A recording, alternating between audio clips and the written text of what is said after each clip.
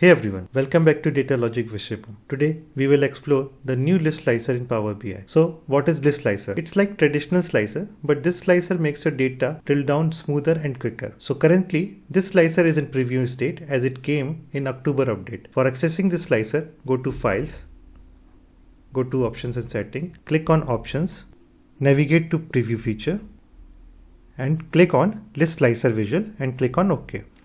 I have already added the slicer taking from here and added two fields, sales region and country region for hierarchy. Now let's go into the setting and check what are the other settings which we have in new list slicer. So slicer setting, this is same as our old slicer, single select, force select and show all select, right? Moving on to shape, from here we can decide the shape of these buttons like rectangle to round rectangle. We can also customize the corner of these shapes. We can also have the option snip to tap and both tap, and here as well we can customize the corner. Now moving ahead, we have layout.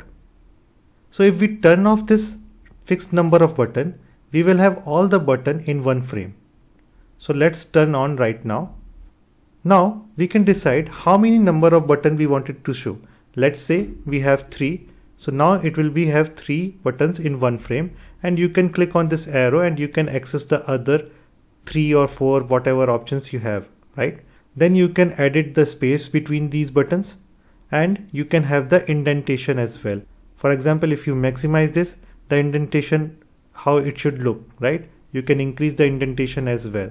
See, moving ahead, we can have overflow option. From here, we can decide if we wanted to have this arrow kind of button, which we can click and then we can access the other options. We can also have this continuous scroll button. So you can decide which one you want, a scroll button or paginated button. Now moving ahead, we have callout values. From here you can edit the font, you can edit the font color, you can edit the font style. Moving ahead, we have selection icon. So once we switch on this icon, we can have the radio button as well. From here we can also find out the layout, like for example if we wanted to show it into the left or right, these radio button, we can do it. But for me, I don't want to put these radio buttons. It is looking nice now. Moving ahead, we have expand and collapse icon. So from here, we can change the setting of these icons left to right. Now moving to next setting, which is button. Here in button, we have multiple options. We can choose the padding, right? Then we have the border option. We can on and off the border option. We can fill the color. Also, we have the option of conditional formatting as well here. So if you wanted to apply some rules, we can apply from here on the colors, okay? And we can change the colors from here. Then we can have background images as well here. Then moving ahead, we can on the shadow option or off the shadow option. It looks nice, right? If we off the button and if you on the button, you can see the difference, right? It is looking nice, right? Then we have this glow option which will be available for any look enhance. And that's a wrap on the new list slicer in Power BI. I hope this helped you to take your dashboard to the next level. If you found this video helpful, don't forget to like, subscribe and hit the bell icon so you can never miss an update on the latest Power BI feature. Drop a comment if you have any question or if there are any other feature you would like to see. Thank you.